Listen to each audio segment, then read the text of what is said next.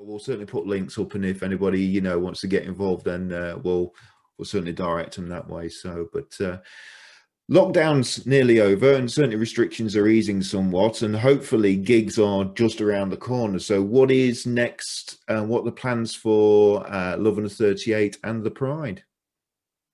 Get on any and every stage possible for the next year continuously. Yay! I think everybody's feeling like that, aren't they? Yeah. Like, especially I would say the last month, the Pride's been getting very itchy because I didn't mention this earlier, but the Pride only got to do one show before COVID happened. We played a show on Valentine's in Santa Monica, and that was it. We had like 3 or 4 other gigs lined up in the upcoming like month. But a month after that was when everything shut down. Yeah. So all those gigs got canceled, and so we're reaching out to all the venues that we had stuff on the books with, just to see if can we just finish this thing that we tried to start last year. Yeah. So us personally, we want to get back into the venues first that we kind of had obligations to, just because we personally think that would be enjoyable. Like, we were supposed to play this venue and we didn't get to. Like, we want to. Yeah. There was obviously something about that venue or that show that we wanted to be a part of. So first and foremost, we want to get into the venues that we had stuff on the books with, and then we'll start figuring out stuff like a little bit more out of town. We actually just went to like full capacity on everything this week out here. So California's reopened. Shows are starting to get booked. A lot of smaller like bars and stuff already have stuff like this weekend. Like, there's shows happening tonight, which is pretty cool to hear and see posters for. And it's really my hope that because of what this last year was and what we weren't able to do, because obviously like we got to be safe. I really hope that live music comes back with like a surging vengeance. I think it's going to. People missed out so much on whether it's even like, obviously larger shows happen, and that's still pretty important for the climate of music. But there's a lot of those bigger shows that got canceled that people already had tickets for. You buy a ticket in February for something in July or August, and all that didn't happen. So I'm hoping that passion for music, because nobody got to have it, I hope it comes back in a really large way for everybody. I think it's going to. I've just got a sneaky suspicion it will do, in the fact that I think we've all been deprived of it. Audiences have been deprived of it. And I think when it finally comes out, I think it's going to have quite a resurgence. And I hope so, because I can't wait to get out playing live again, that's for sure. So. Yeah, me too. We're all really itchy out here. Any sort of recordings, albums on the way or anything like that in the pipeline?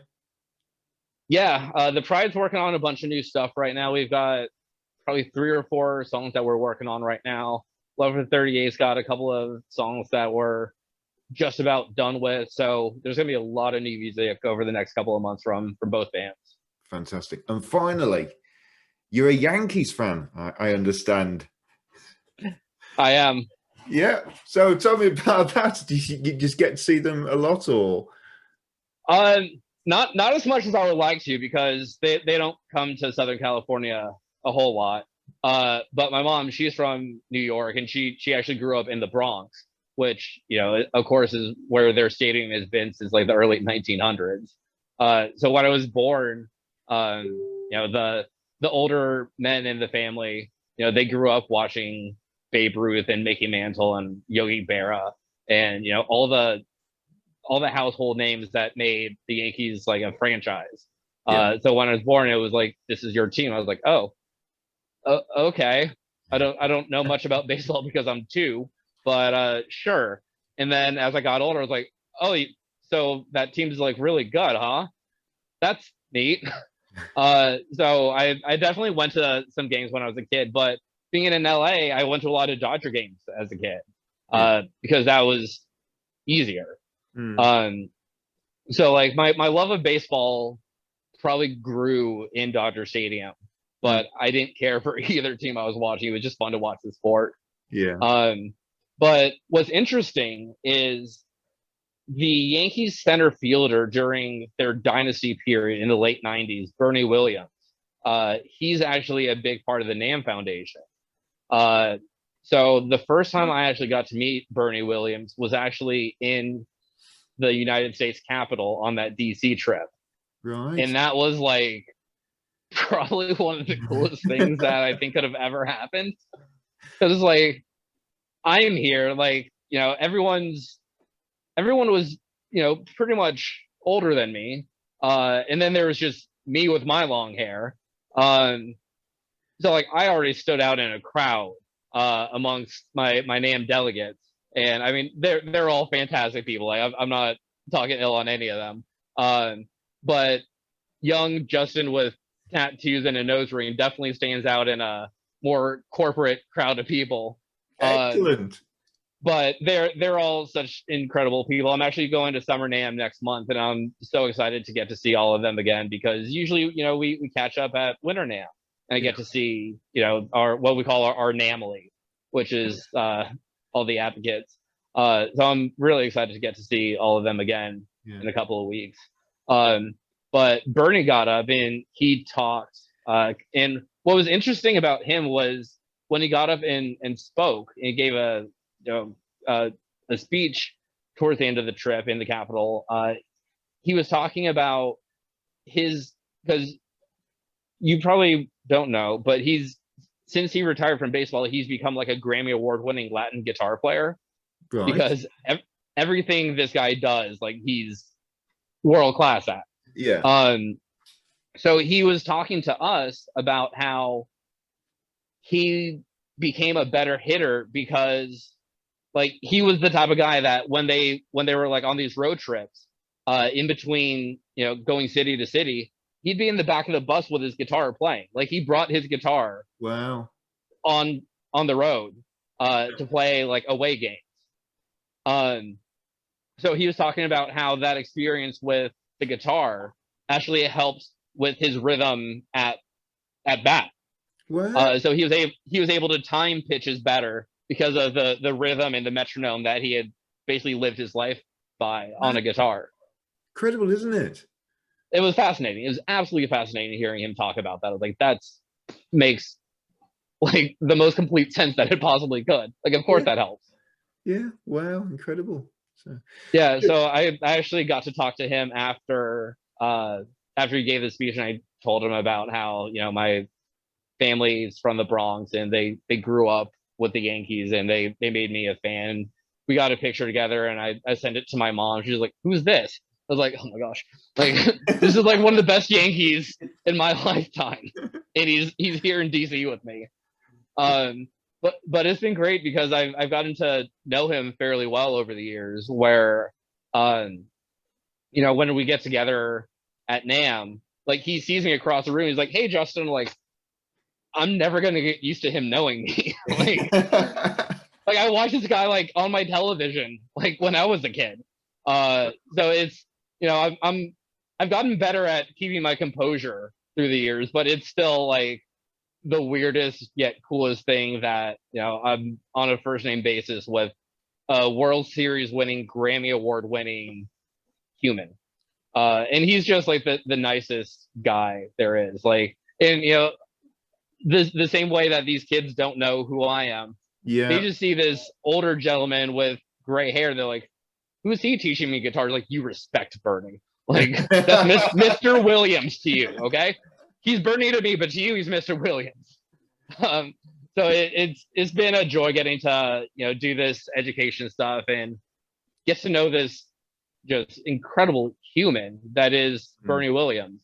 And it's funny because like he's still pretty connected with the Yankees. So there'll be stuff where he's like on like interviews and like he threw out the first pitch of this year's season. He did it virtually like from his backyard, but like they still do a lot of like old timers days where they celebrate and honor the greats of yesterday, and he's part of that still. So it's been just like the coolest thing to get to know this man, and start to actually talk baseball because I'm not terrified and intimidated by it now. It's funny how a lot of these we have a lot of the so we have some soccer games where the legendary players get together, and I remember watching a soccer game where we have a player called Kenny Dalglish who was huge in the, I think, the 80s, and he played for Liverpool, played for Scotland, and I watched him in one of these legendary matches, and I think he was in, I think, in his 50s or something like that when he played this Legends game, and he played a pass which absolutely just split the defense. It was such a perfect pass. And when he made it, the camera looked on and he was just smiling to himself because he enjoyed it and he knew that it had just absolutely torn apart the defense. And it's strange, Yeah. a lot of these legends and these greats, it's a lot of times the abilities, it stays with them, and even into sort of older age. So it's a fantastic thing to see. So Yeah. And the funny thing too is so one of my old bases, it was also like a P style base. It was actually at one of the Hard Rock cafes out here in LA. And when that cafe closed, they asked me, like, do you want it back? Do you want us to move it to a different cafe? Like, we know you like Japan. Do you want us to send it to Tokyo? I was like, Tokyo sounds good. And when they rebuilt Yankee Stadium in the early 2000s, they actually built a Hard Rock Cafe in Yankee Stadium. yeah.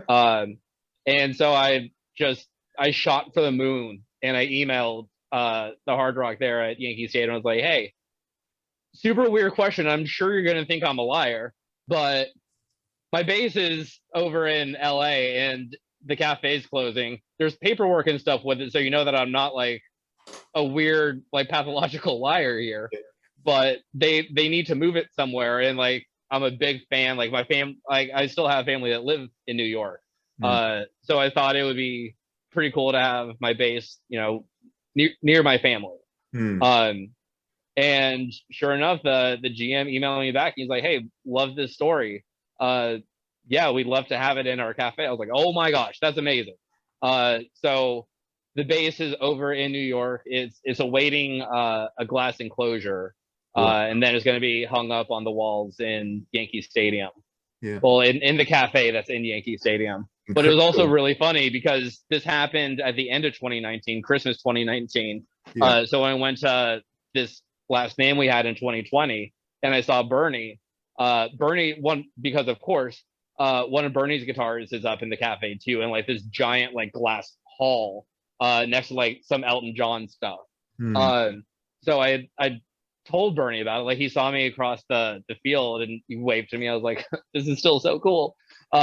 And I put my guitar in the classroom to get ready to teach, and I went and we talked. And recently there had been news that had broken about a big cheating scandal that happened in baseball in 2017 that negatively affected the Yankees pretty severely. And so I was curious what his take was, completely off the books. And so we talked a little bit about that, and then I pulled my phone out and I showed him. Like, I took a picture when I brought the bass into the cafe, and I took a picture of me with my bass next to Bernie's display with his plaque.